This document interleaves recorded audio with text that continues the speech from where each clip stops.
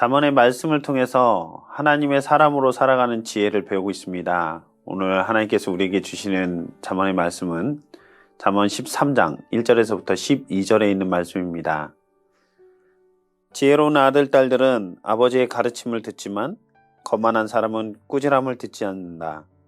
선한 사람은 열매 맺는 말을 하여 좋은 것을 넉넉하게 얻지만 반역자는 폭행을 당할 뿐이다. 말을 조심하는 사람은 자신의 생명을 보존하지만 입을 함부로 여는 사람은 자신을 파멸시킨다. 게으른 사람은 아무리 바라는 것이 있어도 얻지 못하지만 부지런한 사람의 마음은 바라는 것을 넉넉하게 얻는다. 의인은 거짓말하기를 싫어하지만 악인은 염치도 없이 수치스러운 일을 한다. 흠 없이 사는 사람의 의는 그의 길을 지켜주지만 죄인의 악은 그를 망하게 한다.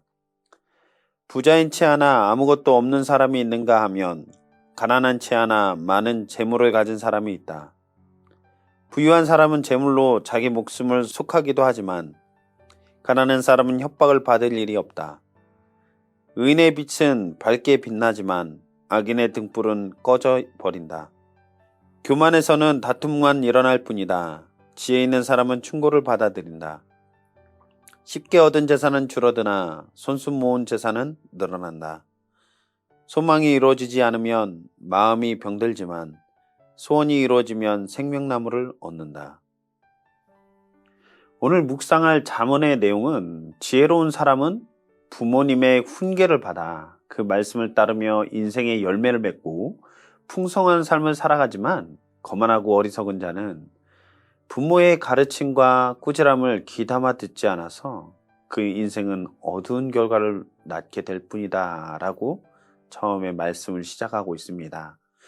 훈계를 듣는 사람과 거부한 사람의 처음의 차이는 미비할지 모르나 그 결과는 엄청난 차이를 보여주면서 훈계를 받아들이는 지혜로운 사람이 될 것을 오늘 말씀은 강조하고 있죠. 지혜로운 아들, 딸들은 아버지의 가르침을 듣지만 거만한 사람은 꾸지람을 듣지 않는다.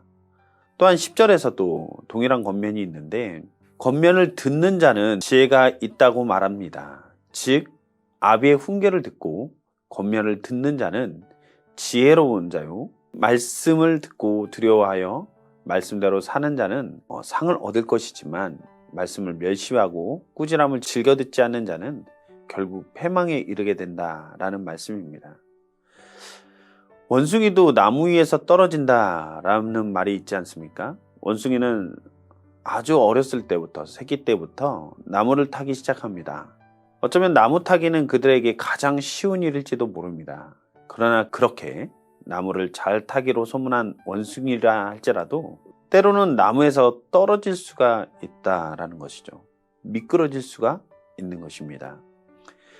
아무리 뛰어난 능력을 가지고 완벽해 보이고 빈틈이 없어 보이는 사람들이라 할지라도 살아가면서 자기 자신에게 혹은 주변 사람들에게 얼마든지 실수를 할 수 있다라는 것을 보여주는 예입니다.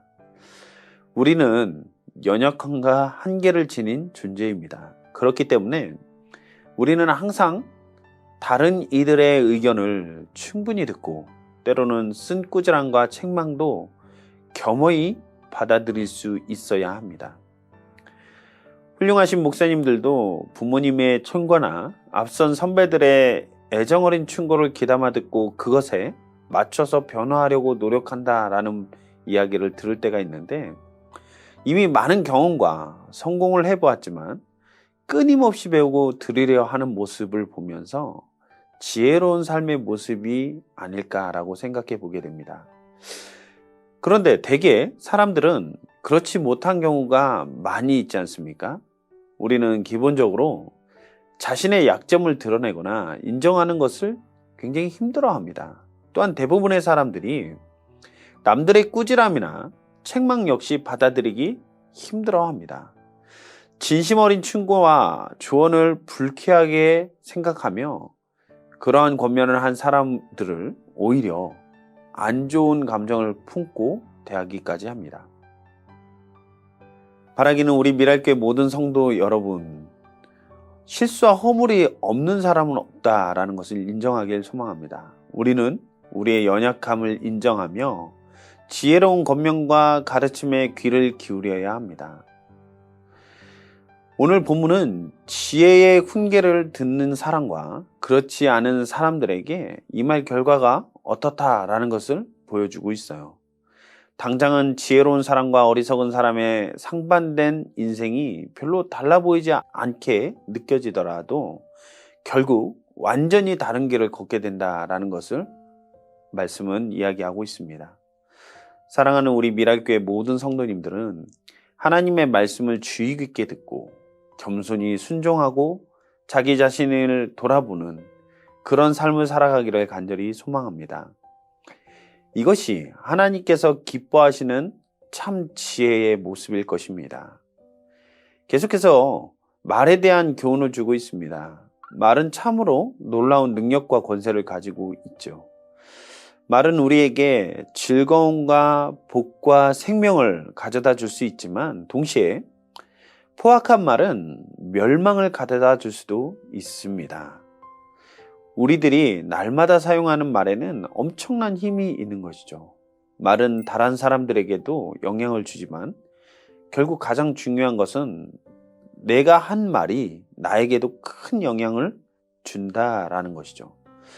부정적인 말을 하는 사람이라면 부정적인 결과를 맺게 될 가능성이 크고 긍정적인 말을 하면 긍정적인 열매를 맺게 될 것입니다. 저는 어려서부터 불평이 참 많은 아이였습니다. 무슨 말을 하든지 짜증 섞인 욕도 많이 하는, 그리고 싫다라는 표현을 참 많이 했던 기억이 납니다. 저희 아버지가 매번 저에게 짜증쟁이라고 불렀던 게 생각이 납니다. 짜증을 부리고 불평하는 저의 인생은 계속 짜증날 일들만 가득한 것처럼 느껴졌습니다.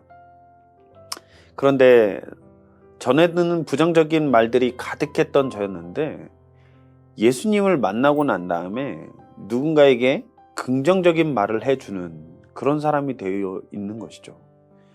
그러면서 저의 생각과 표정과 삶이 달라졌다라는 것을 느낄 수가 있었습니다. 또한 정직한 자는 하나님이 기뻐하시기 때문에 하나님의 인도와 보호 가운데서 살아가게 하실 것입니다.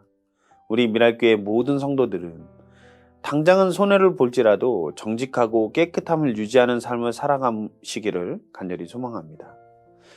의로움은 하나님께서 기뻐하시기에 의로운 삶을 살아가려고 노력하는 우리를 하나님께서는 모든 환난에서 지켜주실 것이며 우리에게 이 땅에서도 견고하게 살아갈 힘을 더하여 주실 것입니다.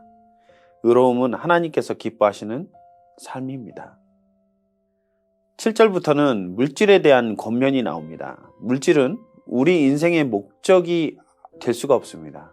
하나님께서는 우리에게 물질을 허락하신다면 그것은 우리에게 누군가를 섬기기 위해 허락하신 것이죠. 물질은 우리 삶에 유용한 것이지만 동시에 우리 삶을 무너뜨리게도 할 수 있습니다. 물질의 유용함을 잘 알고 사용한다면 많은 이들을 이롭게 하지만 필요 이상의 욕심을 가지고 물질을 소유하는 데 급급해 한다면 사람을 만족할 수 없는 존재이기 때문에 욕심을 부리게 될 것입니다. 그것은 부정적인 결과로 나타날 가능성이 매우 크게 되는 것이죠. 물질이 우리에게 주는 악한 영향을 경계하기 위해 바울은 탐욕은 우상숭배다라고 경고하고까지 있습니다.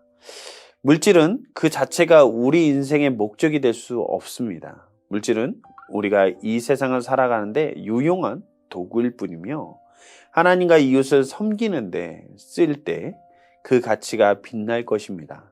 물질의 소유로 인해서 자기 자신을 내세우고 교만해지는 인생이 아니라 잘 사용함으로 인해서 나누고 세우고 섬기는 사랑을 실천하는 도구로 사용되기를 간절히 소망합니다. 오늘 말씀을 통해서 우리에게 중요한 교훈을 주고 있습니다. 하나님이 인정하시고 기뻐하시는 지혜로운 삶을 살아가기 위해 앞선 자의 지혜로운 충고에 귀담아 듣고 따르는 삶을 살아가야 하며 올바른 말과 정직한 삶을 통해서 하나님께서 기뻐하시는 거룩하신 삶으로 살아가는 저와 우리 미랄교회 모든 성도님들의 삶이 되기를 간절히 소망합니다. 오늘도 말과 행동에 있어서 거룩한 하나님의 사람으로서의 정체성, 그것을 지키며 주님의 인도와 보호하심 속에 살아가기를 간절히 소망합니다. 기도하시겠습니다. 사랑의 하나님, 너무나도 감사합니다. 우리는 너무나도 연약하고 한계투성이기 때문에 하나님의 말씀에 비추어 하나님께서 우리에게 교훈하여 주시는 말씀 따라 살아가기를 소망합니다. 또한 하나님, 하나님의 그 놀라우신 은혜와 사랑을 힘입어 살아가기에 말과 행동에 있어서도 경건함과 거룩함을 유지하며 살아가기를 간절히 소망합니다. 우리의 힘과 능력으로는 이러한 삶을 살 수 없지만 하나님께서 오늘 역사하여 주시고 우리의 삶을 이끌어 주실 때 가능할 줄로 믿사오니 오늘 하루의 삶 가운데 모든 순간순간마다 개입하여 주셔서 우리 주인 되시고 우리를 인도하여 주시옵소서. 이 모든 말씀을 우리 주 예수 그리스도의 이름으로 기도했습니다. 아멘.